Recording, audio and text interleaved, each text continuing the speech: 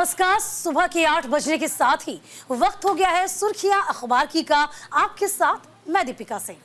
नमस्कार, आपके साथ मैं हूं सुरभि तिवारी। और अब आस्था पर आघात किस तरीके से किया जा रहा है, इसको लेकर हम आपको जानकारी दे देते हैं। दरअसल गाय की चर्बी मछली के तेल से बन रहा था तिरुपति का प्रसाद। ये एनडीडीबी की प्रयोगशाला में लड्डू की जांच में पुष्टि की गई है। तो ये रिपोर्ट सामने आई है और अमर उजाला के साथ साथ अलग अलग अखबारों ने इस खबर को जगह दी है। साथ ही ये जानकारी आपको दे दें कि आंध्र प्रदेश की जगन मोहन रेड्डी सरकार में तिरुपति स्थित श्री वेंकटेश्वर मंदिर में प्रसादम लड्डू में गाय की चर्बी और मछली का तेल इस्तेमाल करने का भी जिक्र सामने आया है। साथ ही ये भी दावा किया गया है कि इसमें बीफ की चर्बी तक का इस्तेमाल किया गया है। देखिए, आस्था पर आघात है। गाय की चर्बी मछली के तेल से बन रहा था तिरुपति बालाजी का प्रसाद। देखिए, ये खबर बहुत खास हो जाती है क्योंकि सीधे सीधे आपकी आस्था पर ये चोट करती है। इसकी पुष्टि गुजरात के एनडीडीबी CALF लिमिटेड ने की है। देखिए, आपको बता दें, आस्था पर आघात है। ये हर दिन 3 लाख लड्डू बनते हैं। ये आप जान लीजिए कि आखिरकार प्रसाद का वितरण कैसे होता है, क्या कुछ प्रसाद में बनता है। तो मामला तब सामने आया जब चंद्रबाबू नायडू ने केंद्र सरकार के 100 दिन पर होने वाले एनडीए की बैठक के दौरान ये टिप्पणी की थी। उन्होंने कहा कि जानकर मुझे आश्चर्य होता है कि भगवान वेंकटेश के प्रसादम को बनाने के लिए घटिया सामग्री का इस्तेमाल किया गया है। इसके अलावा कहा कि मंदिर ट्रस्ट हर दिन 3 लाख लड्डू बनाता है। ये प्रसादम भक्तों के लिए बहुत महत्वपूर्ण माना जाता है। देखिए, 500 करोड़ की सालाना कमाई होती है लड्डू बेचने से। ये आप जान लीजिए, कमाई का आंकड़ा देखिए, 500 करोड़ की सालाना कमाई और 300 वर्ष से अधिक जा रहा है प्रसाद। यानी कि ऐसा नहीं है 1 साल 2 साल, लगभग आपको पता सदियां हो गई हैं जब इस तरह प्रसाद का वितरण होता है। इसके अलावा आपको बता दें कि वाईएसआर कांग्रेस सरकार के दौरान टीडीडी ने कांग्रेस के मिल्क फेडरेशन नंदिनी ब्रांड के घी की जगह निजी ठेकेदार को घी की आपूर्ति का ठेका दिया था। तो फिलहाल घी की आपूर्ति करने वाला ठेकेदार काली सूची में है, ये जान लीजिए। इसके अलावा कांग्रेस ने अब सीबीआई जांच की मांग की है।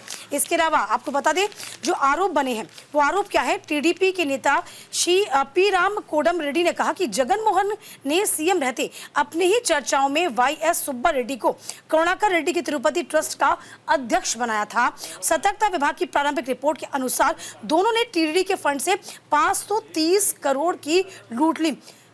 मछली का तेल और इसके अलावा देखिए बीफ, टाल और लाड़, ये तमाम चीजें इसमें पाई गई हैं। यहाँ पर सीधे सीधे नहीं तो आस्था पर चोट मानी जा रही है। अब आप ये समझिए कि कितने भक्ति भाव से तिरुपति बालाजी के मंदिर में आप जाते हैं, क्योंकि आप यदि जब भी गए होंगे तो आपने देखा होगा स्पेशल प्रसाद दिया जाता है और उस स्पेशल के प्रसाद की कीमत भी आपको देनी पड़ती है। लगभग 1-2 से बड़ा लड्डू आपके पास होता है जिसको आप बतौर प्रसाद के रूप में अपने घर लेके आते हैं, रिश्तेदारों में बांटते हैं। लेकिन जब आपको ये पता चल जाए कि प्रसाद एक्चुअल में प्रसाद नहीं है, इसमें मछली का तेल मिला हुआ है, चर्बी मिली हुई है, तो आप समझिए कितना बड़ा आस्था पर ये चोट होगी। हालांकि अब इस पूरे मामले की जांच की जा रही है। अब देखना ये होगा कि आखिरकार निकल के क्या कुछ सामने आता है।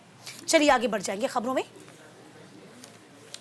इधर बात होगी अब कोलकाता की। तो कोलकाता रेप मर्डर केस में डॉक्टर्स ने अपनी हड़ताल को खत्म कर दिया है। द हिंदू ने पेज नंबर 1 पर इस खबर को जगह दी है। आपको बता दें, कोलकाता में ट्रेनी डॉक्टर के साथ दुष्कर्म और हत्या के मामले पर जूनियर डॉक्टर्स हड़ताल पर बैठे थे। जूनियर डॉक्टर ने अपना विरोध वापस ले लिया है। 9 अगस्त को कोलकाता अभया कांड के बाद से विरोध प्रदर्शन कर रहे जूनियर डॉक्टर्स ने 1 महीने के बाद काम पर लौटने का ऐलान किया है और ये फैसला किया सभी चिकित्सक ड्यूटी ज्वाइन करेंगे। पश्चिम बंगाल की मुख्यमंत्री ममता बनर्जी के लिए इसे बड़ी राहत माना जा रहा है, क्योंकि वो बीते कई दिनों से आक्रोशित जूनियर डॉक्टर्स को मनाने की कोशिश में जुटी हुई थी।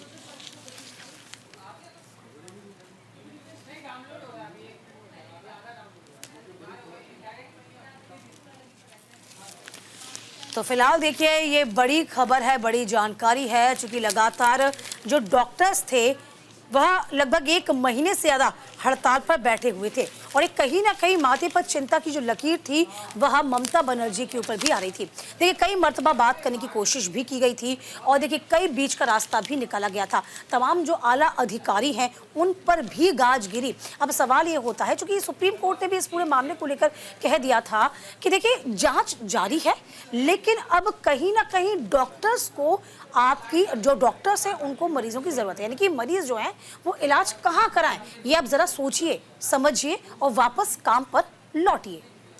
तो फिलहाल ये हेडलाइन आप इस वक्त द हिंदू के अखबार फ्रंट पेज पर देख रहे हैं और साथ ही फ्रंट पेज पर जिस तरीके की तस्वीर को भी साझा किया गया है, दरअसल इस तस्वीर को देखकर भी समझा जा सकता है कि किस तरीके से पहले तो लोगों से ये कहा गया था, जो रेजिडेंट डॉक्टर्स हड़ताल पर बैठे हुए थे उन डॉक्टर से कहा गया था कि आप अपने कामों पर वापस लौटिए, क्योंकि लोगों की सेहत का ख्याल आप ही लोगों को रखना है और उनको सुरक्षित किस तरीके से रखना है, उनकी बीमारी का इलाज भी आप ही लोगों के पास है। अगर आप अपने कामों पर वापस नहीं लौटेंगे तो ना जाने अभी कितनी मासूम जिंदगियां जाएंगी। और इस बीच आपने सुना भी होगा कि किस तरीके से डॉक्टर के अभाव के चलते कई जाने इस बीच गई हैं और कई की हालत गंभीर भी हुई थी। हालांकि इसको लेकर के जानकारी जरूर दी गई है कि अब शनिवार से डॉक्टर्स की ओर से फैसला लिया गया है कि वो काम पर वापस लौटेंगे, लेकिन अभी भी ओपीडी सेवाएं बंद रहेंगी। यानी कि ओपीडी सेवाएं कब से चालू होंगी इस बात की घोषणा होना अभी बाकी है, लेकिन डॉक्टर्स ये कह रहे हैं कि वो शनिवार से अपने काम पर वापस लौटेंगे। और इसी वजह से माना जा रहा है कि पश्चिम बंगाल की जो सरकार यानी ममता सरकार है, ऐसे में ममता सरकार जिन मुश्किलों में घिरी हुई थी वो मुश्किलें अब थोड़ी सी कम हो रही हैं, क्योंकि डॉक्टर्स लगातार अपनी मांगे रख रहे थे, अपनी बात मनवाने की कोशिश की जा रही थी। साथ ही साथ ये भी कहा जा रहा था कि जो बैठक होगी, बैठक में जो भी वो 5 मांगे अपनी रख रहे हैं इसका सीधा प्रसारण किया जाना चाहिए, जिसको लेकर के ममता सरकार की ओर से कहा गया था। और ममता बनर्जी ने ये कहा था कि क्योंकि सुओ मोटो केस इसमें सुप्रीम कोर्ट की ओर से दाखिल है और साथ ही ये भी उनकी ओर से कहा गया कि मामला क्योंकि कोर्ट में है, हम इसको लेकर के सीधा प्रसारण नहीं कर सकते हैं। अगर आप चाहते हैं तो हम वीडियो रिकॉर्ड करवा देंगे, वीडियो को बाद में पब्लिश कराया जाएगा जब ये कोर्ट केस खत्म हो जाएगा या आपको एक कॉपी इसके सौंप दी जाएगी। बावजूद इसके डॉक्टर्स की ओर से अपनी अपनी मांगों को लेकर के वो जिस तरीके से बैठे हुए थे और ममता सरकार की बातों से उन्होंने इनकार कर दिया। इसके बाद भी ममता सरकार की ओर से लगातार ये कोशिश की गई, डॉक्टर से कई स्तर पर चर्चा उन्होंने करने की कोशिश की और इसी के तहत में अब कुछ बातों को लेकर के मांगे मानी गई हैं और इसी पर डॉक्टर को यह आश्वासन दिया गया है कि जो उनकी मांगे हैं बहुत जल्द से जल्द उनकी तमाम मांगों को पूरा किया जाएगा। और डॉक्टर्स जो अब तक धरना प्रदर्शन कर रहे थे सुप्रीम कोर्ट के आदेश के बावजूद भी, लेकिन अब उन्होंने फैसला लिया है कि वो शनिवार से अपने अपने कामों पर वापस लौटेंगे। वाकई में ये बहुत अच्छी बात है, एक सुखद बात है, क्योंकि लगातार आपको बता दें सुप्रीम कोर्ट भी यही कह रहा था, देखिए आप कब तक हड़ताल करेंगे। जो पुलिस है वो अपना काम कर रही है, एजेंसी अपना काम कर रही है, लेकिन मरीजों को अब आपकी दरकार है और आप अपने कर्तव्य को निभाइए और अब आप वापस काम पर जरूर लौटिए। चलिए इस खबरों में आगे बढ़ते हुए अब बात होगी घाटी में नए कश्मीर की। जी हाँ, घाटी में अधिक मतदाता जो मतदान हुआ है वो नए कश्मीर को दर्शाता है। तो फिलहाल देखिए ये खबर हम आपको बता रहे हैं कि किस तरीके से अब तक प्रधानमंत्री नरेंद्र मोदी ने भी जिस तरीके से नए कश्मीर का जिक्र किया है, और ये हम आपको बता दें द हिंदू के साथ साथ अलग अलग अखबारों में इस खबर को जगह दी गई है। हिंदुस्तान टाइम्स में भी आप इस खबर को देख पाएंगे, बड़े बड़े अखबारों ने इस खबर को जगह दी है। जम्मू कश्मीर में चुनाव की सरगर्मियां इन दिनों जोरों पर है और इसी कड़ी में प्रधानमंत्री नरेंद्र मोदी ने श्रीनगर में पहली चुनावी रैली को संबोधित करते हुए विधानसभा चुनाव को लेकर के लोगों में जहां एक और उत्साह देखा, तो वहीं दूसरी तरफ ये भी कहा गया है कि इन विधानसभा चुनाव के लिहाज से आप ये समझ पाएंगे कि नए कश्मीर का जन्म पूरी तरीके से हो चुका है। यानी कि ये बदलते हुए भारत की, बदलते हुए कश्मीर की तस्वीर आप अब देखेंगे। लेकिन इसी बीच जिस तरीके से विपक्षी दलों की ओर से भी कई बार हमले भी बोले गए हैं केंद्र सरकार पर, जिस तरीके से कदम उठाए गए थे जम्मू कश्मीर को लेकर, खासतौर पर मुद्दा जहां 370-35-1 को लेकर भी उठाया गया विपक्षी दलों की ओर से, तो वहीं ये भी कहा जा रहा है कि अब तक जम्मू कश्मीर को जो पूर्ण राज्य का दर्जा मिलना चाहिए उनसे उनका हक छीना गया, इसे केंद्र शासित प्रदेश के तौर पर तब्दील कर दिया गया। और इसी को लेकर विपक्ष की ओर से कहा जा रहा है कि अगर विपक्ष की सरकार सत्ता में वापस आती है तो दोबारा इसे पूर्ण राज्य का दर्जा दिलाने की कोशिश की जाएगी। यानी कि जम्मू कश्मीर के लोगों का जो हक छीना गया है केंद्र सरकार की ओर से वो वापस दिलाने की कोशिश की जाएगी। और दूसरी तरफ बीजेपी ये कहती है कि विपक्षी दल देश विरोधी कामों में ही लिप्त होते हैं और इनका यही काम रहता है लोगों को भड़काने का। वो अभी भी लोगों को बरकरार रहे हैं और उन्हें सिर्फ और सिर्फ एक अंधेरे कुएं की ओर ढकेल रहे हैं। यानी कि अभी भी ऐसे जो तथ्य हैं उन तथ्यों को छुपाया जा रहा है। आतंकवाद को पूरी तरीके से जगह देने की कोशिश विपक्षी दल के लोग कर रहे हैं, उसे खत्म नहीं करने देना चाहते हैं। अगर ये हो जाता है तो फिर जम्मू कश्मीर, जिसे भारत का हमेशा से ताज कहा जाता रहा है, वो ताज भारत के पास पूरी तरह सुरक्षित रहेगा। लेकिन अब देखना यही होगा कि जम्मू कश्मीर की जनता किसका साथ देती है। बिल्कुल, देखिए, Modi says high turnout reflects a नया कश्मीर, यानी कि जो नया टर्नआउट आया है ना, उसमें कई तमाम तरह की बड़ी बातें हैं। देखिए, जिस तरीके से 10 साल के बाद चुनाव हुए, लंबे अरसे से लोग इंतजार कर रहे थे। देखिए, न्यूज़ इंडिया भी उस वक्त आपको पल पल की अपडेट दे रहा था कि भारी संख्या में लोग सुबह से ही सड़कों पर मौजूद थे, पोलिंग बूथ के बाहर मौजूद थे और काफ़ी लंबी कतार में उनको देखा जाता। जाहिर सी बात है, जो इस वक्त टर्नआउट आया है वो नए भारत की ओर इंडिकेट करता है। देखिए, तमाम बड़ी बातें और कही हैं। क्या कुछ 5 बड़ी बातों का हम जिक्र करते हैं जो प्रधानमंत्री नरेंद्र मोदी ने कही। देखिए, तमाम अखबारों में इसमें अलग अलग तरीके से जगह दी गई है। इस वक्त दैनिक भास्कर की खबर भी मैं आपको दिखा रही हूँ। 5 बड़ी बातें इसमें है। 370 हटने के बाद स्कूल कॉलेज आराम से चल रहे हैं, बच्चों के हाथों में पत्थर नहीं किताबें हैं, लैपटॉप है, नए कॉलेज IIT सेक्टर बन रहे हैं। दूसरी बड़ी बात ये थी कि 5 साल में 50,000 बच्चों का दोबारा एडमिशन हुआ, 15,000 स्कूलों में प्री प्राइमरी कक्षाएं शुरू हुई। तीसरी बात, बीते 35 साल में कश्मीर 3,000 दिन बंद रहा और इसके अलावा लेकिन बीते 5 साल में 8 घंटे भी कभी कश्मीर बंद नहीं रहा। ये अपने आप में बड़ी बात थी। चौथी बड़ी बात देखिए, आज तीनों खानदानों के पास बताने के लिए कुछ नहीं है, जबकि भाजपा के पास बहुत कुछ है। हम गरीब, किसान, नौजवान और महिलाओं सबके लिए बहुत कुछ इरादे से चुनाव में उतरे हैं। 5वीं बात कही उन्होंने, भाजपा सरकार हर परिवार की सबसे बुजुर्ग महिला के खाते में सालाना 18,000 रुपए जमा करेगी और 7 लाख रुपए तक मुफ्त इलाज गरीबों को दिया जाएगा। देखिए, कल बीजेपी का जो संकल्प पत्र जारी हुआ था उसमें तमाम बड़ी बातें कही गई थी। इन तमाम बड़ी बातों को इंगित किया गया था। हालांकि आपने ये भी देखा होगा कि कांग्रेस यानी कि राहुल गांधी जैसे वहां पहुंचे थे, विशेष राज के दर्जे की बात कही गई थी। इस बीच अमित शाह ने कहा था, देखिए, विशेष राज का दर्जा तो हम देने के तैयार हैं, हमने मना ही कब कहा है। तो फिलहाल स्थितियां अभी अलग है। घाटी में देखना यह होगा कि विधानसभा चुनाव जो है और उसका जो रिजल्ट है वो किसकी ओर मुड़ता है। चलिए आगे बढ़ जाएंगे। आतिशी कैबिनेट में 4 पुराने एक नया चेहरा होगा। नवभारत टाइम्स इस खबर को जगह दी। दिल्ली की मुख्यमंत्री चुनी गई आतिशी 21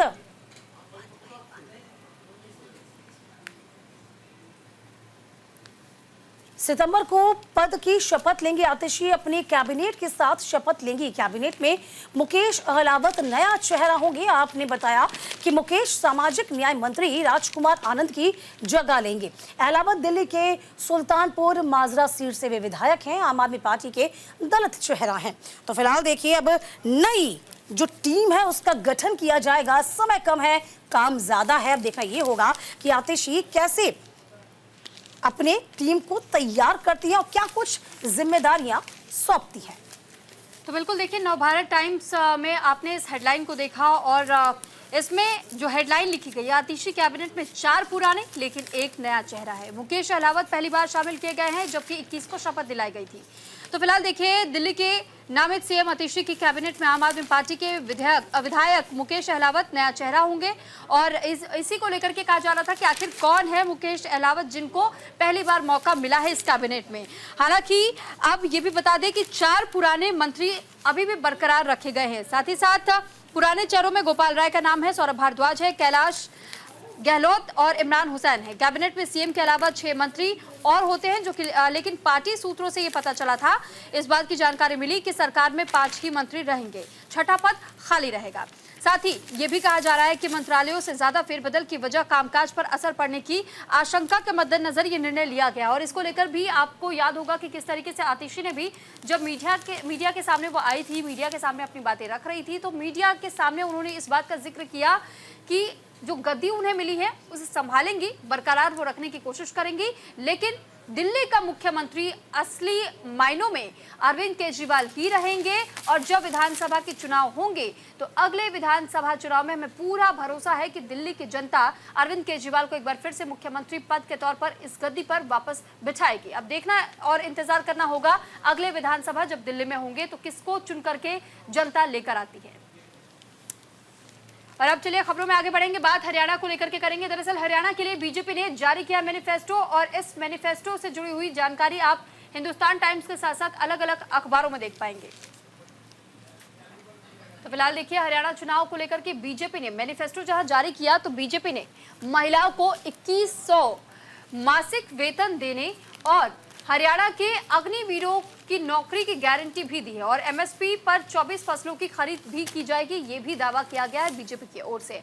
हालांकि देखिए, कई ऐसी बड़ी बातों का जिक्र अब तक किया जा चुका है और साथ ही साथ हम आपको ये जानकारी दे रहे हैं कि किस तरीके से इस पूरे मामले को लेकर के जहां एक और बीजेपी एक्टिव मोड पर नजर आ रही है, काम कर रही है, अपने मैनिफेस्टो में कई बड़ी बातें गिना रही है, तो वहीं दूसरी तरफ कांग्रेस ने भी इस बार के विधानसभा चुनाव को ध्यान में रखते हुए उन मुद्दों को उठाने की कोशिश की गई है जिन मुद्दों से कहीं ना कहीं आम जनता बहुत पहले से परेशान रही है, आम जनता की ओर से मांगे की जाती रही हैं और साथ ही साथ आम जनता का ये कहना है कि बीजेपी सरकार में उसे सुना नहीं गया। और इसी को लेकर के अब कहीं ना कहीं ये देखना होगा कि बीजेपी जहां एक और अपने मैनिफेस्टो को लेकर के पूरी तरीके से आश्वस्त है कि इस मैनिफेस्टो के साथ साथ में आम जनता भरोसा बीजेपी पर करेगी और वोट देगी, तो वहीं दूसरी तरफ कांग्रेस भी इसी भरोसे के साथ में आगे बढ़ रही है। तीसरी बात अगर हम देखते हैं तो आम आदमी पार्टी की एंट्री के बाद ये पूरा खेल इस बार का हरियाणा का बिगड़ सकता है। बिगड़ इसलिए सकता है क्योंकि जो सियासी समीकरण साधने की दोनों पार्टियों की ओर से कोशिशें की गई थी, इस समीकरण को भेदने की कोशिश आम आदमी पार्टी भी कर रही है। और इस बीच में आम आदमी पार्टी की ओर से भी इस बात का दावा किया गया था कि अगर हरियाणा के लोग उन्हें मौका देते हैं तो फिर ऐसे में दिल्ली की सरकार जिस तरीके से चल रही है, दिल्ली के लोगों को जिस तरीके से राहतें मिल रही है और जिस तरीके से अब तक कई सुविधाएं जो फ्री दी जा रही हैं वो हरियाणा के लोगों को भी मिलेगी, यानी कि हरियाणा में भी अब दिल्ली की सरकार की तरह ही उसी तर्ज पर हरियाणा में भी आम आदमी पार्टी सरकार चलाएगी। लेकिन ऐसा होता है तब। देखिए, हिंदुस्तान टाइम्स ने काफी बड़ी जगह इस कॉलम में दी है, देखिए इस खबर को दी है, जरा आप समझिए, क्योंकि यहाँ पर दुगनी जो है चुनौती बीजेपी के लिए बनी हुई है। देखिए, BJP promises job for the farmers, Agniveer, MSP for the 24 crops, यानी कि एमएसपी 24 फसलों पर दी जाएगी। इसके अलावा एम्प्लॉयमेंट का जिक्र किया गया है, हेल्थ केयर का जिक्र किया गया है, एग्रीकल्चर का जिक्र किया गया है। तो guarantee job for the Agniveer first and second thing is that कि 2100 रुपए month aid to the women's for the Lado Lakshmi Yojana के तहत दिया जाएगा। 10 इंडस्ट्रियल सिटीज का निर्माण किया जाएगा। Apart from that, health care के सेक्टर में आपकी बात कर ली जाए तो insurance cover under the Chirayu Ayushman increase to the 10 lakh per year. इसके अलावा एग्रीकल्चर का जब हम जिक्र करेंगे तो purchase of 24 crops at the declared minimum support price. Women empowerment को भी यहां पर इस संकल्प पत्र में जगह दी गई है, जिसमें scooters to the college going females students under the Awwal Balika Yojana. Second thing is that LPG cylinders for the 500 under Har Ghar Grihini योजना के तहत दिया जाएगा। अब आप समझिए, इस संकल्प पत्र को यदि आप देखेंगे और कांग्रेस का संकल्प पत्र देखेंगे तो आप समझ पाएंगे कांग्रेस को यहां पर 10 साल के बाद किला भेदना है। बीजेपी की चुनौती क्या है, जरा ये भी समझ लीजिए। बीजेपी की चुनौती ये है कि 10 साल से वो सत्ता पर काबिज है, एंटी इनकम्बेंसी 10 साल में होती है।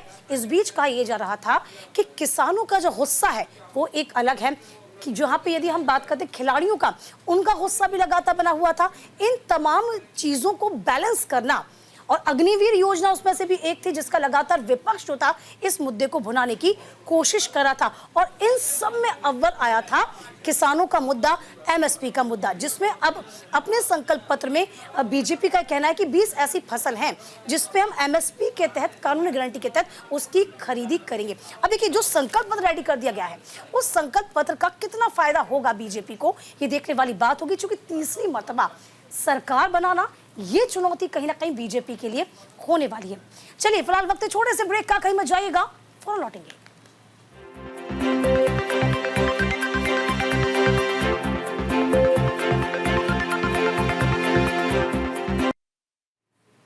ब्रेक के बाद एक बार फिर आपका स्वागत है और अब खबर आपको प्रधानमंत्री नरेंद्र मोदी की लिखी हुई चिट्ठी से जुड़ी हुई दे देते हैं। दरअसल प्रधानमंत्री के नाम पर एक चिट्ठी लिखी गई है और जेपी नड्डा ने इस बार खड़गे पर निशाना साधा है। दरअसल ये चिट्ठी सबसे पहले खड़गे की ओर से लिखी गई थी, लेकिन उसी को लेकर के अब कांग्रेस और भाजपा में ये तकरार और ज्यादा बढ़ती हुई दिखाई दे रही है, क्योंकि जिस तरीके से हमने अब तक ये देखा है और जिस तरीके से पहले मल्लिकार्जुन खड़गे की ओर से चिट्ठी लिखते हुए ये प्रधानमंत्री नरेंद्र मोदी से कहा गया कि हमारे नेता के खिलाफ खासतौर पर बहुत ज्यादा गंभीर ऐसे शब्दों का इस्तेमाल किया जा रहा है जिन शब्दों का इस्तेमाल नहीं होना चाहिए। अब इसी पर पलटवार जेपी नड्डा की ओर से भी किया गया और जेपी नड्डा की ओर से भी कई तीखे हमले बोले हैं और साथ ही साथ उन्होंने भी सवाल उठाया है कि जिस तरीके का इतिहास अब तक आपके भी नेताओं का रहा है, जो वो कामों को नजरअंदाज करते रहे लेकिन प्रधानमंत्री के नाम पर वो गालियां देते रहे, तो इसके प्रति जेपी नड्डा ने भी कई कामकाजों को लेकर के गिराया है और साथ ही साथ ये भी कहा है कि कांग्रेस को कहीं ना कहीं इस ओर भी ध्यान देना चाहिए,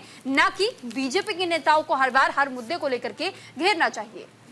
देखिए, इस खबर को तरजीह हिंदुस्तान टाइम्स की ओर से दी गई है, जहां केंद्रीय स्वास्थ्य मंत्री और भारतीय जनता पार्टी के अध्यक्ष जेपी नड्डा ने राहुल गांधी सहित अपने नेताओं के गलत कामों को नजरअंदाज करने के लिए कांग्रेस की कड़ी आलोचना की, जिस पर उन्होंने प्रधानमंत्री को गाली देने का इतिहास रखने का आरोप लगाया है। नरेंद्र मोदी और अन्य पिछड़ा वर्ग के अध्यक्ष जेपी नड्डा ने, आपको बता दें कि कल कांग्रेस अध्यक्ष मल्लिकार्जुन खड़गे को भी निशाने पर लिया और साफ तौर पर आपको बता दें कि खड़गे को लिखे इस पत्र में ये टिप्पणी की, जिन्होंने इस सप्ताह की शुरुआत में पीएम मोदी को पत्र लिखकर नेता को निशाना बनाने वाले सत्तारूढ़ एनडीए के सदस्यों के द्वारा बेहद आपत्तिजनक और बयानों को हिंसक मुद्दा बताया था। तो फिलहाल देखिए, लोकसभा में विपक्ष की ओर से उनसे आग्रह भी किया गया था। अब देखिए, वो लेटर जो आपको लगा था, हमने दिखाया था, वो लेटर भी देख लीजिए, जिसमें बताया गया है कि नड्डा हिट्स आउट द खड़गे over his letter PM, Congress calls BJP chiefs letter the juvenile. तो फिलहाल देखिए, आपको बता दें कि जेपी नड्डा ने कहा कि देखिए, आप कितनी बार प्रधानमंत्री मोदी को कोसेंगे, कितनी बार प्रधानमंत्री को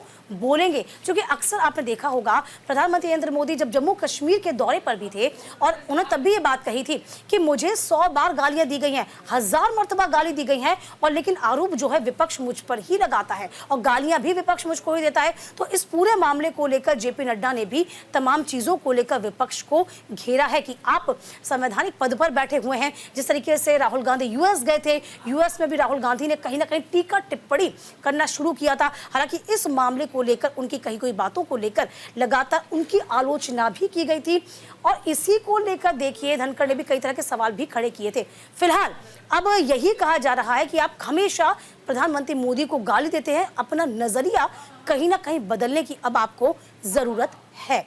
चलिए, खबरों में आगे बढ़ जाएंगे और अब बात करते हैं किसानों के मुद्दों की। तो किसानों के मुद्दों पर बातचीत को तैयार हैं शिवराज सिंह चौहान ने, ये बड़ी बात कही है। हिंदुस्तान टाइम्स ने इस खबर को जगह दी है। तो फिलहाल आपको बता दें, हिंदुस्तान टाइम्स इस खबर को जगह देते हुए कहा है कि देखिए, कृषि मंत्री हैं शिवराज सिंह चौहान, जो कि पूर्व में मध्य प्रदेश के मुख्यमंत्री भी रह चुके हैं। उन्होंने कहा है कि देखिए, हम किसानों से बातचीत करने को तैयार हैं और इसी के साथ साथ इस मुद्दे का जवाब भी दिया। उन्होंने कहा कि संगठनों के साथ वो सीधे तौर पर बातचीत करेंगे, मीडिएटर कोई नहीं होगा, सीधे सीधे जो किसान चाहते हैं उनसे ही इस बाबत बातचीत की जाएगी और संवाद से, यानी कि कम्युनिकेशन के जरिए ही हम उस पर समाधान निकालने की पूरी कोशिश करेंगे और इसी के लिए उन्होंने तमाम संगठनों को आमंत्रित भी किया है। तो फिलहाल देखिए, ये शिवराज सिंह चौहान की ओर से कहा गया है और शिवराज सिंह चौहान ने जिस तरीके से ये कहा है कि हम हर मुद्दे को लेकर के, किसानों से जुड़ा हुआ जो मुद्दा है, हर मुद्दे को लेकर के हम बातचीत करने को तैयार है। ये खबर हिंदुस्तान टाइम्स के साथ साथ अलग अलग अखबारों में आप देख पाएंगे और इसमें यह भी बताया गया है कि सीएम, जो पूर्व सीएम रहे शिवराज सिंह चौहान, उस दौरान भी उन्होंने इस बात का जिक्र किया था कि किसानों के मुद्दे को हर ओर से इसकी पहल करने की कोशिश की जा रही है, सुलझाने की कोशिश की जा रही है, लेकिन एकमात्र रास्ता अगर इसका है तो वो सिर्फ बातचीत के जरिए इसका समाधान निकाला जा सकता है। और बातचीत के जरिए समाधान के तहत में एक कार्यक्रम की बात भी उन्होंने रखी थी कि इसी के तहत में हम लोगों से मिलेंगे, बातचीत करेंगे, उनसे उनकी परेशानियां, उनकी समस्याएं जानेंगे और उसके बाद से इसका निपटारा कैसे करना है, इसके लिए भी उचित कदम उठाए जाएंगे। साथ ही साथ देखिए, ये बताया जा रहा है कि संवाद से समाधान इसका नाम रखा गया है और इसी के तहत में लगातार अब एक एक करके कई मंत्रियों को भी आदेश दिए जा रहे हैं कि वो अपने अपने क्षेत्रों में भी उन किसानों से संपर्क साधने की कोशिश करें जिन्हें वाकई दिक्कतों का सामना करना पड़ा है और उन लोगों को उम्मीद कहीं ना कहीं सरकार और प्रशासन से रही है। इस बीच में उन तक कितनी मदद पहुंचाई गई है और साथ ही कितनी मदद उन्हें पहुंचाई जानी चाहिए, किस तरीके से उन्हें के लिए राहत का कार्य किया जा सकता है, इसको लेकर के भी रिपोर्ट तैयार करने का जिक्र किया गया है। साथ ही ये कहा गया है कि अब तमाम अधिकारी, यहाँ तक कि शिवराज सिंह चौहान भी खुद कोशिश करेंगे कि वो खुद भी किसानों के बीच में अपनी मौजूदगी दर्ज करा सके, उनसे सीधे तौर पर बातचीत कर सके, यानी कि 1-to-1 बातचीत हो और आमने सामने जब बातचीत होगी तो इस मामले को लेकर के और ज्यादा बारीकी से वो समझ पाएंगे। और ये भी कहा गया है कि देखिए we will talk to whoever whichever organization comes, यानी कि अगर कोई भी संगठन जो किसानों से जुड़ा हुआ संगठन है, अगर वो हमारे पास खुद आता है अपनी परेशानियों को लेकर, किसानों के मामलों को लेकर के हमसे बातचीत करना चाहता है, तो हम उनकी बातचीत सुनने को पूरी तरह तैयारी है। और साथ ही हम उस समस्या को ना केवल सुनेंगे लेकिन उसका निपटारा करने का भी पूरा प्रयास हमारी ओर से किया जाएगा। इसके लिए हम प्रयासरत रहेंगे। देखिए ये बड़ी बात है, बड़ी खबर है, क्योंकि अगले महीने अब किसानों से वैज्ञानिकों का संवाद होगा। अब देखिए इस खबर को आप इसलिए समझिए, इसलिए जानिए, क्योंकि किसानों का एक ऐसा मुद्दा है जिसमें लगातार किसान जो हैं कानूनी गारंटी की बात कर रहे हैं एमएसपी को लेकर, तो अपने आप में बड़ी खबर हो जाती है। जिसमें देखिए साफ तौर पे कह सकते हैं कि कृषि मंत्री ने कहा है कि हर मंगलवार को, यानी कि एक दिन नहीं, 2 दिन नहीं, आप हर मंगलवार को किसानों और किसान संगठनों से वे मुलाकात करेंगे और देखिए कोशिश यही की जाएगी बातचीत के जरिए समाधान निकला जा सके। अक्टूबर से किसान चौपाल, लैब टू लैंड योजना और डिजिटल इसे पहचान दी जाएगी। देखिए कोशिश सरकार की यही है कि किसी न किसी तरीके से उस समस्या का हल किया जा सके। चलिए खबरों के सिलसिले को हम आगे बढ़ाते हुए जिक्र करेंगे अब बिहार का। तो देखिए बिहार के दलित टोले में भू माफियाओं ने कम से कम 34 घरों को आग के हवाले कर दिया। ये खबर हर अखबार में आपको देखने को मिलेगी क्योंकि ये बेहद ही बड़ी और बेहद चिंताजनक खबर थी। बिहार के नवादा से ये पूरा मामला सामने आया था, जहां पर मुफस्सिल थाना अंतर्गत कृष्णनगर गांव में कथित भू माफियाओं की ओर से बुधवार रात को, जो कि खुद दलित रहते हुए भी और दबंगई का काम कर रहे थे, अपनी दबंगई को सिद्ध करने के लिए 34 दलितों के घर उन्होंने आग के हवाले कर दिए। दलित बस्ती पर जहां एक और हमला किया गया तो कम से कम 34 घरों को इस दौरान आग के हवाले किया गया था। और इसमें सबसे मुख्य तौर पर जो मुख्य आरोपी का नाम सामने आया था उसमें नंदू पासवान, उसका नाम बताया गया। नंदू पासवान को हालांकि फिलहाल उसके बाद पुलिस की ओर से गिरफ्तार भी किया गया।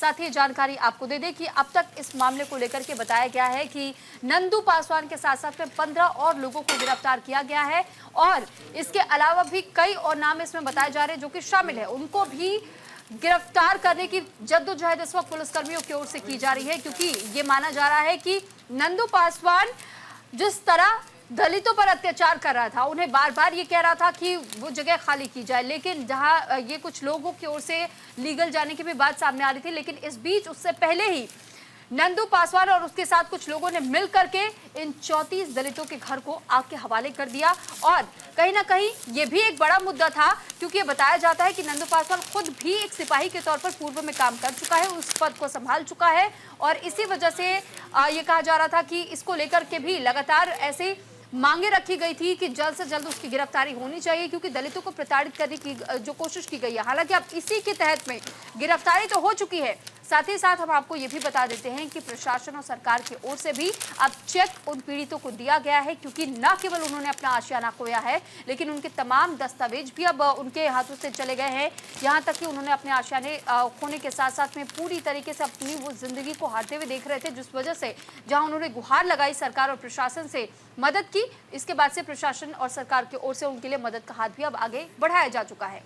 देखिए नवादा से कल की ये बड़ी खबर थी, चूंकि बिहार से इस तरह की खबरें आना मानो आम हो गया हो और इसी को लेकर सियासत बहुत गरमाई थी। चाहे बात हम तेजस्वी यादव की करें या फिर मायावती की करें, लगातार आपको बता दें तेजस्वी यादव ने सवाल खड़े किए कि आखिरकार हो क्या रहा है, चूंकि लगातार आपको बता दें कि दलितों को अत्याचार किया जा रहा है, उन पर अत्याचार बरसाया जा रहा है और मायावती ने भी निशाना साधा था। तो फिलहाल आपको बता दें कि दलितों की बस्ती में आग लगाई दी गई थी, 15 आरोपी गिरफ्तार किए गए थे।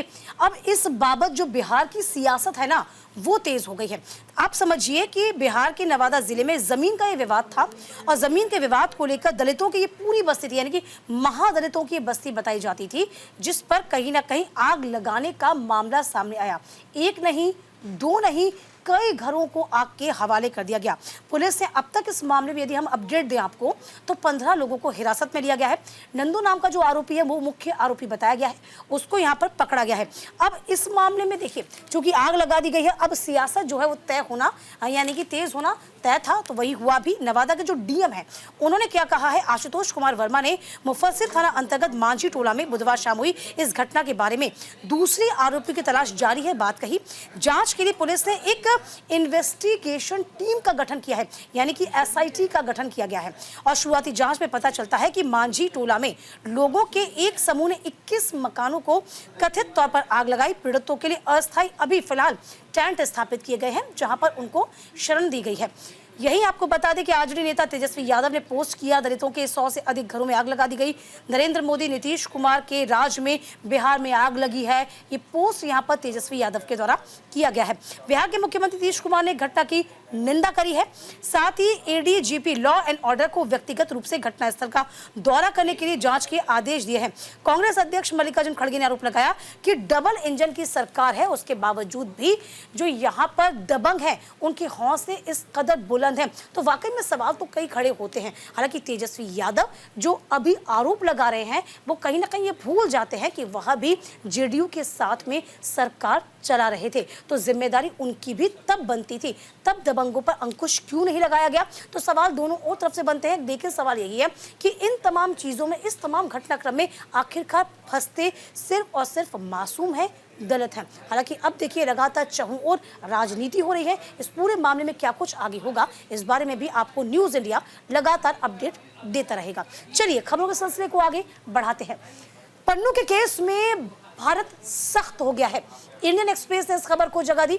खालिस्तान समर्थक आतंकवादी, आपको बता दें कि गुरु पंतवंत सिंह पन्नू की हत्या के साजिश के मामले में अमेरिका द्वारा भारत सरकार को समन भेजा गया। इस पर विदेश मंत्रालय ने सख्त आपत्ति जताई और दायर मुकदमे को अनुचित और निराधार आरोप बताते हुए तमाम तरह के आरोप भी लगाए हैं। आपको बता दें कि ये तमाम आरोपों को खारिज किया गया है। खालिस्तान का एक ऐसा मुद्दा था जो हमेशा से देखिए आपको बता दें कि सामने आता रहा है और इसी को लेकर तमाम खालिस्तानियों पर आरोप लगते गए हैं। गुरु पंतवंत सिंह पन्नू भारत द्वारा अघोषित एक यूं कह सकते हैं घोषित आतंकवादी है। तो फिलहाल देखिए द हिंदू के साथ साथ अलग अलग अखबारों ने इस खबर को जगह दी है और साथ ही इस बात की जानकारी हम आपको दे दें कि अब तक गुरपतवंत सिंह पन्नू को लेकर के जिस तरीके की खबरें सामने आती थी, गुरपतवंत सिंह पन्नू लगातार अब तक भारत को दहलाने की कई साजिशें भी रख चुका है और साथ ही कई बार भारत को धमकियां भी दे चुका है। तो ये इसे गीदड़ भपकी की तरह ही हालांकि हमेशा से भारत ने देखा है, लेकिन भारत सरकार की ओर से अब इस मामले को लेकर के और ज्यादा सीरियस नोट पर इस पर चर्चा की जा रही है और साथ ही साथ जिस तरीके से अब तक कई केसेस सामने आए थे उसे बेसलेस करार दिया गया था यूएस कोर्ट में और अब इस मुद्दे को उठाया गया है भारत में भी। साथ ही reacting to US court summons of Indian citizens including national security adviser Ajit Doval and former research and analysis wing यानी रॉ को लेकर भी ये कहा गया है। तो फिलहाल ये मामला जब यूएस कोर्ट में पहुंचा था तो आपकी जानकारी के लिए बता दें कि इसमें यह भी कहा गया था कि इंडियन सिटीजन्स की ओर से भी कई बड़े आरोप गुरपतवंत सिंह पन्नू को लेकर के लगे थे और इस मामले को लेकर के एनएसए की ओर से भी डील किया जा रहा था, रॉ की ओर से भी डील किया जा रहा था, लेकिन इसे बेसलेस करार दे दिया गया था। और अब इसी को लेकर के भारत में भी सख्त कानून अपनाए जा रहे हैं क्योंकि खालिस्तानी ग्रुप के साथ में एक संगठन को लीड करने का आरोप हमेशा से भारत की ओर से लगाया जाता रहा है गुरपतवंत सिंह पन्नू पर। और जिस तरीके से गुरपतवंत की ओर से बार बार ये कहा जाता है कि खालिस्तान की मांग हमारी कभी अधूरी नहीं रहेगी, यहाँ तक कि इसी को लेकर के गुरपतवंत की ओर से कई बार अब तक गीदड़ भपकियां भारत के नाम पर जारी की जा चुके हैं, लेकिन ऐसा कभी हमने ये नहीं देखा है कि कभी उसने कोई धमकी दी हो और उस तरीके के कोई आघात हुआ हो, कोई हमले किए गए हैं। और इसी पर अब भारत की ओर से लगातार ये कोशिशें की जा रही है कि किसी भी तरीके से अब तक जो 18 समन्स यानी कि 18 जो याचिका इसके खिलाफ दाखिल की गई थी इसको लेकर के और ज्यादा सख्ती की जा सके और जो बेसलेस करार दिया गया है कोर्ट पे इसे पूरी तरीके से सिद्ध किया जा सके कि किस तरीके के ये हथकंडे आजमाता रहा है और सिख समुदाय के लोगों को खासतौर पर ये भड़काने का काम करता रहा है। बिल्कुल, चलिए पन्नू को लेकर आगे बढ़ते हैं। बात होगी भारत को अलकायदा की, तो भारत को अलकायदा आईएस से आतंकी खतरा है और एनबीटी ने इस खबर को जगह दी है। तो फिलहाल देखिए ये बड़ी खबर आपको बता रहे हैं, भारत को अलकायदा से खतरा है और देखिए ये खबर एनबीटी ने फ्रंट पेज पर छापी है। इस खबर को तरजीह दी गई है और आप इसे समझेंगे तो वाकई में ये भारत की सुरक्षा के लिहाज से बहुत बड़ी खबर है। तो भारत को अलकायदा आईएस से आतंकी खतरा है, एफएटीए ने इस बाबत जानकारी साझा की है। तो मनी लॉन्ड्रिंग, टेरर फंडिंग से निपटने के लिए बनी ग्लोबल संस्था है FATF ने गुरुवार को कहा कि भारत को कई तरह के आतंकवादी खतरों का सामना करना पड़ रहा है।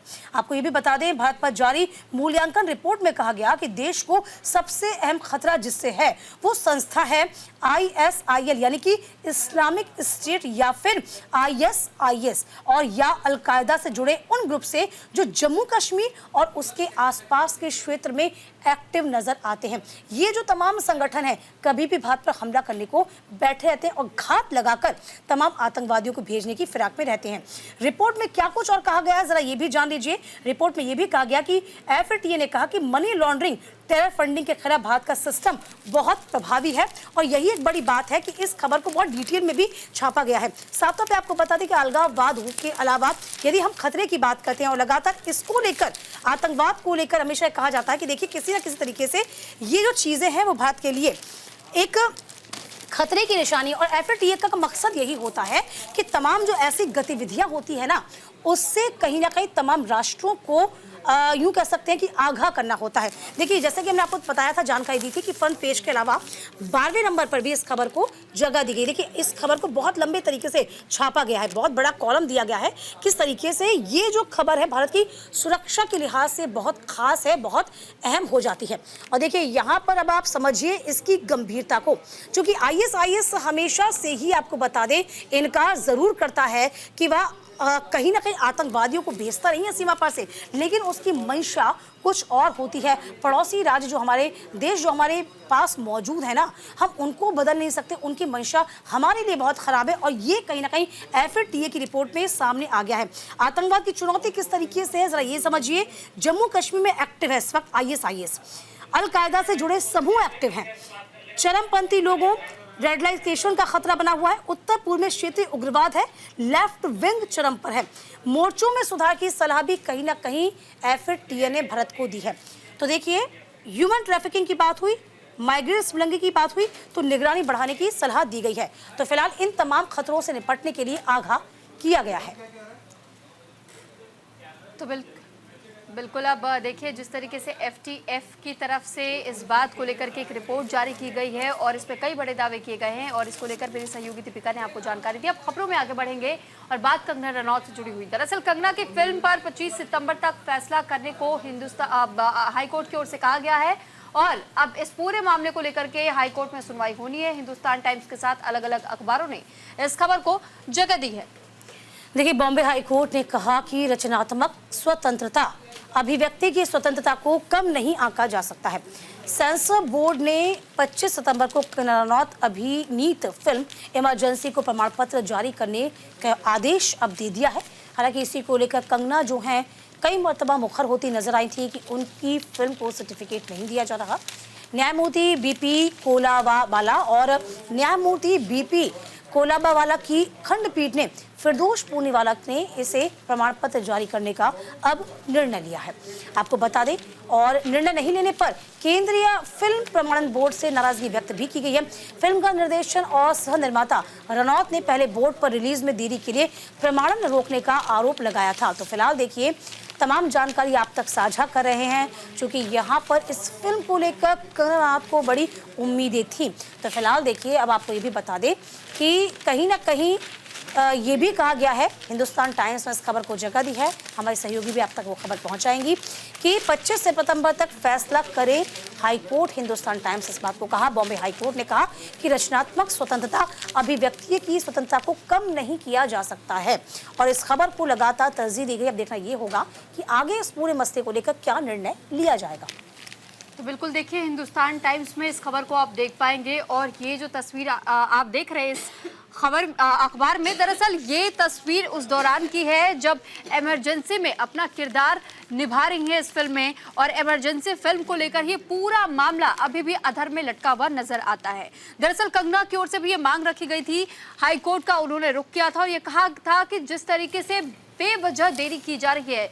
मेरी फिल्म को रिलीज करने को लेकर इस पर रोक लगाई गई है, उस पर तुरंत सुनवाई होनी चाहिए और कारण भी दिया जाना चाहिए कि आखिर इसमें क्या आपत्तियां हैं, क्योंकि उनकी ओर से इस बात पर भी अपनी बात रख दी गई थी और ये कह दिया गया था कि जिन बातों को लेकर के सेंसर बोर्ड ये कह रहा है कि आपत्ति है और उस पर कैंची चलनी चाहिए, इसको लेकर भी कहा गया था कि बातचीत की जाएगी। साथ ही साथ उन हिस्सों को कट भी किए जाने के लिए तैयार हो चुकी थी कंगना रनौत, लेकिन बावजूद इसके अभी भी रिलीज डेट को लेकर के अब तक भी मामला कहीं ना कहीं कोर्ट में जो अर्जी दाखिल की गई है ये पेंडिंग चल रहा है और इसी को लेकर के सुनवाई की मांग की गई है। और अब हाईकोर्ट की ओर से कह दिया गया है कि 25 सितंबर तक के लिए इस मामले पर फैसला आ जाना चाहिए। सेंसर बोर्ड की ओर से भी जो आपत्तियां जाहिर की गई हैं वो भी अपनी रिपोर्ट पेश करे ताकि इस पर फैसला दिया जा सके और रिलीजिंग डेट इस फिल्म को दी जा सके।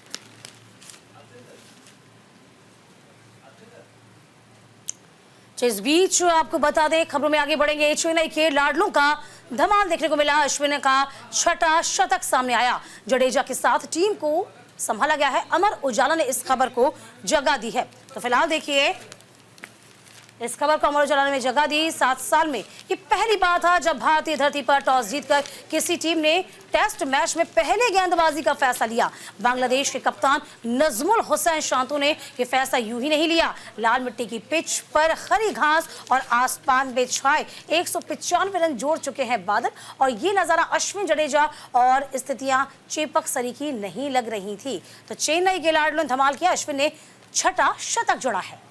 बिल्कुल, ये तस्वीर उसी दौरान की है और चेन्नई के लाडलों का किस तरीके से धमाल यहाँ देखने को मिला है। इस तस्वीर में आप देख भी सकते हैं, वो खुशी चेहरे पर नजर आ रही है। बांग्लादेश के खिलाफ दरअसल पहले दिन 6 विकेट पर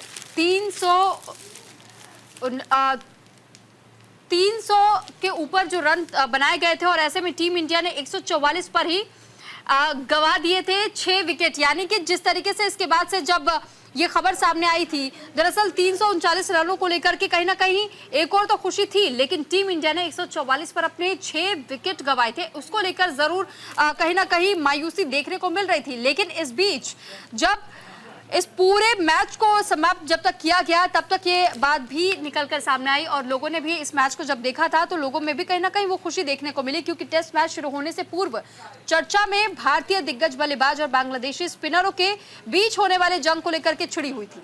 लेकिन टेस्ट शुरू होने के बाद मुकाबला बांग्लादेशी पेसरों और भारतीय दिग्गजों के बीच साबित हुआ और उसके बाद धमाकेदार पारी अश्विन ने यहां पर खेली और अश्विन का जो छठा शतक रहा था इसको लेकर के खास तौर पर वो बेहद ही उत्साहित थे और साथ ही साथ उन्होंने अपनी खुशी किस कदर जाहिर की थी उस तस्वीर को भी कैद की गई है और अमर उजाला ने उस तस्वीर को जगह भी दी है। देखिए ये बहुत बड़ी बात है, बड़ी खबर इसलिए भी है क्योंकि यदि बांग्लादेश और टीम इंडिया की यदि हम बात करते हैं तो लगभग 13 मैच हो चुके हैं। यदि हम टेस्ट क्रिकेट की बात करते हैं तो अभी तो जितने मैच जीते हैं ना वो टीम इंडिया ने ही जीते हैं। तो बांग्लादेश का इस वक्त जो मनोबल था वो थोड़ा सा कमजोर जरूर नजर आ रहा था। फिलहाल देखना ये होगा कि टेस्ट जब तक खत्म होगा तब तक क्या परिणाम निकल के आता है, लेकिन जो इस वक्त स्थितियां दिखाई दे रही हैं वो टीम इंडिया के पक्ष में ही नजर आ रही हैं। चलिए आगे बढ़ जाते हैं। 7 देश कर रहे हैं यूपीआई का इस्तेमाल, कुल डिजिटल लेन देन का 45% भारत में है। अमर उजाला ने इस खबर को जगह दी है। तो फिलहाल आपकी जानकारी के लिए बता दें कि डिजिटल भुगतान को बढ़ावा देने में महत्वपूर्ण भूमिका निभाने वाला यूपीआई की लोकप्रियता देश नहीं बल्कि विदेशों में भी अब लगातार बढ़ती जा रही है और वित्त मंत्री निर्मला सीतारमण ने इस बात की जानकारी साझा की। इस समय 7 देश यूपीआई भुगतान व्यवस्था का इस्तेमाल कर रहे हैं और इसी को लेकर के जानकारी साझा की गई है। यहाँ तक कि वित्त मंत्री की ओर से भी कहा गया। साथ ही साथ आपको याद होगा कि भारत के प्रधानमंत्री नरेंद्र मोदी भी इस बात का जिक्र पहले भी कर चुके हैं और एक ये प्रयास किया गया था भारत की ओर से कि यूपीआई को कैसे ग्लोबल स्तर पर लेकर के जाया जा सके और इसके बाद हमने देखा कि कैसे अलग अलग जगहों पर यानी न केवल भारत के अलग अलग कोने में अलग अलग हिस्सों में बल्कि विदेशों में भी अब यूपीआई का इस्तेमाल किया जा रहा है और इसी को लेकर के कहीं ना कहीं भारत के नाम ये उपलब्धि जरूर दर्ज हुई है। इससे पहले आपको याद होगा कि कैसे एक सर्वे में यह भी पता चला था कि अब भारत का जो यूपीआई इस्तेमाल किया जा रहा है ये 54% तक की इसकी हिस्सेदारी यूपीआई की बढ़ चुकी है। यानी ग्लोबल पैमाने की हम बात कर रहे हैं, ग्लोबल पैमाने पर 54% लोग इस वक्त इसका इस्तेमाल कर रहे हैं और ये सबसे ज्यादा संख्या है। इसके पहले नंबर पर यह बताया जाता है कि 1-2 कंपनियां अभी भी है जो कि दूसरे देशों से आती हैं, लेकिन भारत टॉप 5 की लिस्ट में है और इससे आप समझ सकते हैं, अंदाजा लगा सकते हैं कि इस वक्त भारत की ग्लोबल पैमाने पर यूपीआई के मामले में इस वक्त कितनी बेहतर तौर पर हम काम कर रहे हैं और यूपीआई कैसे अपनी पहचान ग्लोबल बनाए हुए हैं। बिल्कुल डिजिटलाइजेशन का दौर है और इसमें भारत जो है वो अव्वल नजर फिलहाल आ रहा है। चलिए इसी के साथ सुर्खी अखबार की में अभी के लिए बस इतना ही। हम फौरन लौटेंगे कुछ और खास खबरों के साथ। आप बने रहिए।